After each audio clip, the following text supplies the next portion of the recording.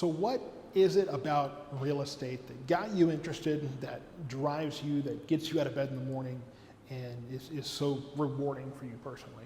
Yeah, Kevin, so that's a great question. And so real estate has been in my blood for a long time. I bought my first piece of real estate investment property a little over a quarter of a century ago, believe it or not. And I've always looked at it as a tool to be able to move yourself forward financially towards financial freedom, a little bit of security. And so what's been extraordinarily inspiring for me is it wasn't until less than a decade ago when I actually got my real estate license and started doing what I do for myself for other people. So I love real estate as a tool. You can provide the American dream to your customers, to get in their own home and to build their wealth that they can pass down to their kids. Or it can be for a real estate investor if they want to buy a commercial building, or if they want to buy a second residence, an Airbnb, or something they can rent out to help increase their monthly cash flow. So there's a lot of things I love about real estate, and not to mention it's just constantly appreciating in value. Some people don't look at that when they're looking at real estate investing, but I take it into consideration that not only are you making your monthly payment and your principal's going down, which is great, and I acknowledge that you're paying interest too, but also at the same time, your appreciation is going up, generally speaking, every single month or year. And by the time you pay off that 30-year mortgage, you have a nice little chunk saved up. And to that point, just a little bit further, is I always think about the old timers that I work with. We sell a lot of homes for people that are downsizing after they've raised their children. And sometimes they'll share with me what they originally paid for it, and we'll be talking about a $300,000 or $400,000 house that they paid $40,000 or $50,000 for. So I'm not saying that's going to happen every time, but generally speaking, over time, you can buy a house. Just think about what you paid for your first home, or the prices that your parents or grandparents have paid for their first home.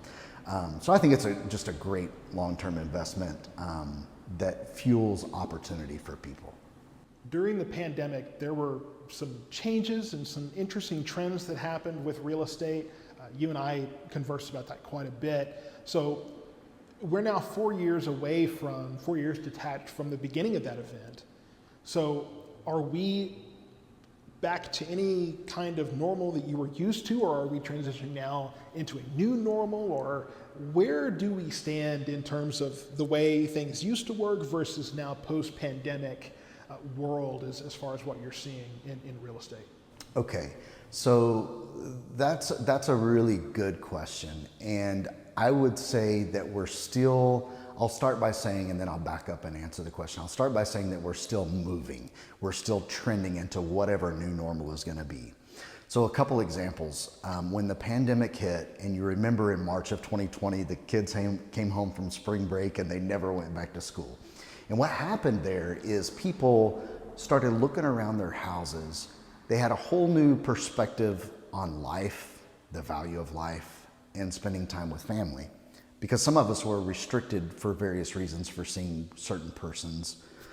So what we saw in the real estate market on the residential side was we saw significant amounts of home improvement. We saw people putting pools in their backyard, pergolas, updating their kitchens. They're like, hey, if I'm stuck in this house, literally, then I'm going to make it nice. They remodeled their kitchens. We saw a significant amount of request for houses with extra spaces.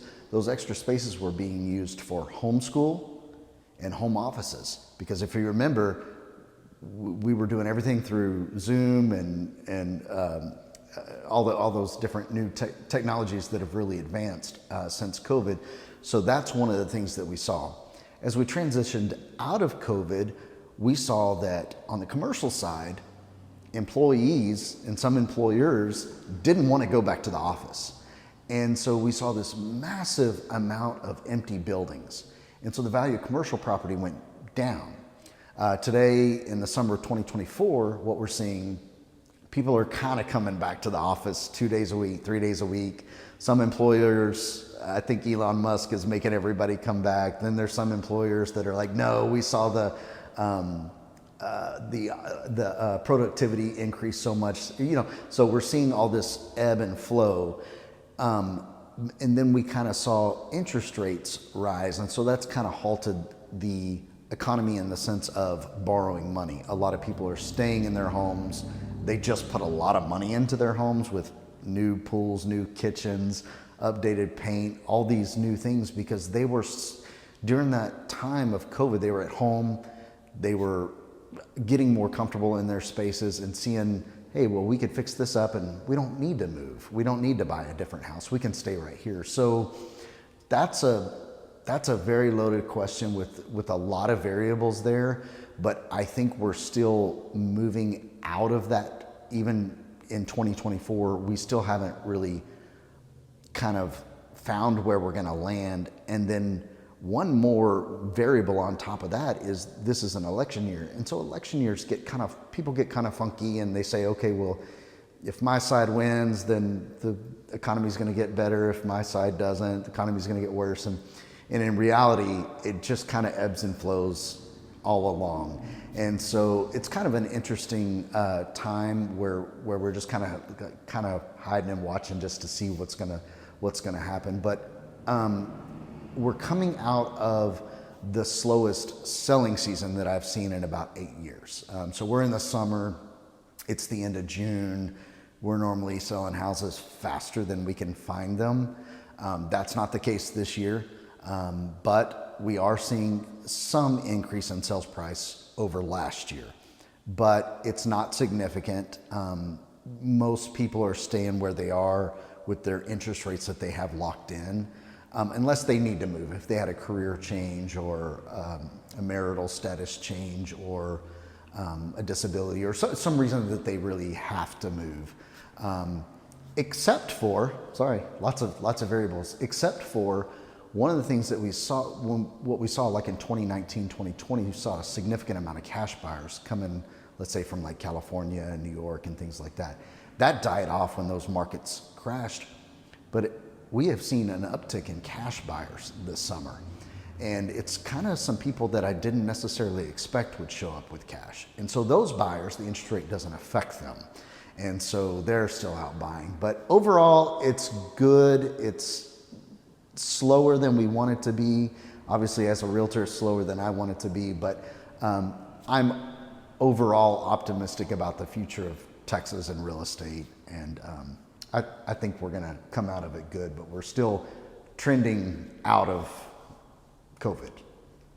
There's a lot of discussion going on, obviously around politics and different things that we're divisive over, and people tend to be a little bit more nervous about certain things happening, and social media inflames a lot of that, of course. There's some discussion about whether or not we're seeing some signs that seem familiar to 2008, that time period, and that we could be looking at a housing bubble or a housing crash, the market crash, if you will. So are there signs that you're seeing, that you're familiar with, that you remember from that time, or what is your perspective on that from your experienced view of whether or not something like that might be on the horizon? That's a great question. Obviously, there's going to be the doomsdayers, the sky is falling type folks, and there's a lot of very qualified investors that are saying that. But I think equally as much, maybe and more, like I said, I'm more optimistic. I generally tend to be more optimistic than pessimistic. I just see things progressing in a positive manner. It may be slower than what we want, but I think the driving force is going to be the interest rates, and we're watching those closely. The Fed's, Powell keeps saying, oh, we're going to lower interest rates, and then we get the inflation reports, and they don't, and so we're kind of watching that. But I think, optimistically speaking, even if the Feds come out and say, we're going to lower the interest rate by 1/4 of a point, I think that we would probably see a significant uptick in the movement of real estate. But overall, I think it's definitely a good time to buy. I think it's always a good time to buy real estate, even if you're in a top market, if you're going to stay in that house for 5 to 7 years or more, because it's only going to increase in value. though there may be some cyclical up and downs throughout that time, I'm overly optimistic. I don't see a crash. I think this fall is probably going to be slow, and then probably after the election, I think things will pick up just like they normally do after an election, and hopefully we'll have some reduction in the interest rates. And just a comment about the interest rates, if I may, Kevin, is a lot of people, I'm old enough to say I bought my first house at 10%, and then I refinanced at 8%, and then I refinanced at 5%. And I said, well, how is the bank even making money? And then things got just crazy where you could borrow money at 2 or 3%. And that lasted a very long time. You can talk to some of the old timers that were around during the Carter administration, and they borrowed money in the teens. You'll hear these stories, 13, 14%. Overall, a healthy economy is probably an interest rate of about 6 to 7%, they say. That's what some economists say. That's where we are today. It just seems outrageous, I think, because we just came out of many years in a row where we were able to borrow money at 2 or 3%, and we got a little spoiled, I think, and I loved it and I took advantage, just like many of you did. But I think we're in a good, healthy economy, and I think that people are going to start to realize that 6%, 7% is not the end of the world for an interest rate. But overall, I'm optimistic, and I don't see a crash or that the sky is falling.